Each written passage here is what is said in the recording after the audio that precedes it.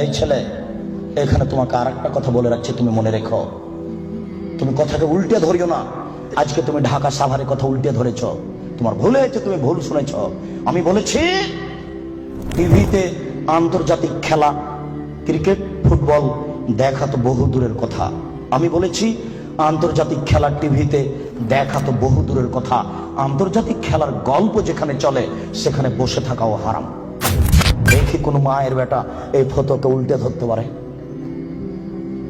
আর তোমার বাড়ির উপরে, 5 তলা বাড়ির উপরে অনেকগুলি পতাকা, তার একটা হচ্ছে ব্রাজিলের পতাকা। তুমি ব্রাজিলকে চিনো কে? তুমি কি ব্রাজিলকে চিনো কে? আচ্ছা, তুমি কি কোনোদিন ভেবেছো ব্রাজিলকে? তোমার বিদ্যা তো নেই, তোমার কি একটু বুদ্ধিও নেই? তুমি কি মানুষই নও? রাজশাহী চাঁপাইনবাবগঞ্জের ভাষাতে তুমি কি অমানুষ? তোমার ভিতরে কি কোনো মানবতাই নেই? ওরা ইহুদি, ওরা খ্রিস্টান, ওরা ইহুদি, ওরা খ্রিস্টান।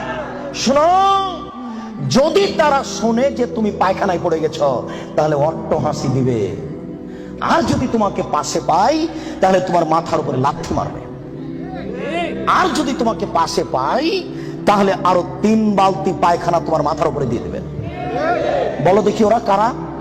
ওরা ইহুদি, ওরা খ্রিস্টান, ওরা জন্মসূত্রেই তোমার শত্রু। ওরা বলছে তোমার নবী ভুয়া, মুহাম্মদ সাল্লাল্লাহু আলাইহি ওয়াসাল্লাম ভুয়া নবী। নবী হলে আমাদের মধ্যে থেকে হবে কেন?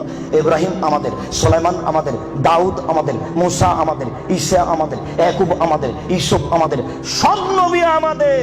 মুহাম্মদ নবী হলে ইহুদি খ্রিস্টানদের মধ্য থেকে হবে, আমাদের মধ্য থেকে হবে। আরে মুহাম্মদ নাকি পৌত্তলিকের মধ্য থেকে হয়েছে। ছি ছি ছি ছি ছি, এ কেন নবী হবে? ছি ছি ছি ছি ছি, এ ভুয়া নবী।